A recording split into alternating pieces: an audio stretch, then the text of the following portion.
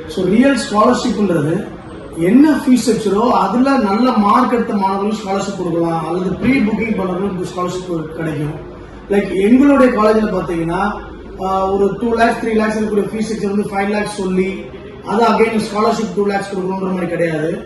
ஆக்சுவலா என்ன செமஸ்டர் ஃபீஸோ அதுல பாத்தீங்கன்னா 6 semester for example BSc aviation எடுத்துட்டீங்க அப்படின்னா கிட்டத்தட்ட உங்களுக்கு 3 lakhs rupees அந்த ஃபீஸ் ஸ்ட்ரக்சர் வரும். பெர் செம்முக்கு ஒரு 50,000 மாதிரி ஒரு 6 செமஸ்டர் கட்டுவீங்க. அதுல ப்ரீ புக்கிங், அதாவது உங்களுடைய செமஸ்டர் +2 ரிசல்ட் எக்ஸாமினேஷன் வர்றதுக்கு முன்னாடி பண்ணக்கூடிய மாணவர்களுக்கு கம்ப்ளீட்டா ஒரு செமஸ்டரோட ஃபீஸ் வந்து ஸ்காலர்ஷிப்பா கொடுக்குறோம்.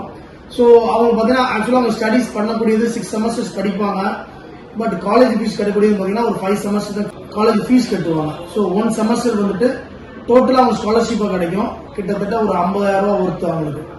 ஸோ இந்த மாதிரி ரியல் ஸ்காலர்ஷிப் என்னோட காலேஜில் கொடுத்துட்டு இருக்கிறோம். அதுக்கு மேக்ஸிமம் பார்த்தீங்கன்னா ஒரு 30 சீட்ஸ்க்கு மட்டும் தான் அந்த அட்மிஷன்ஸ் பண்ண முடியும். ஸோ பிஃபோர் ரிசல்ட் உங்களோட பிஎஸ்சி ஏவியேஷன் கோர்ஸ் வந்து அட்மிஷன் பண்ணிக்கோங்க. அதுக்கு மினிமம் குவாலிஃபிகேஷன் பார்த்தீங்கன்னா +2 முடிச்சுக்கணும். அதுலேயும் பிசிக்ஸ் கெமிஸ்ட்ரி மேத்தமெட்டிக்ஸ் இருக்கணும்.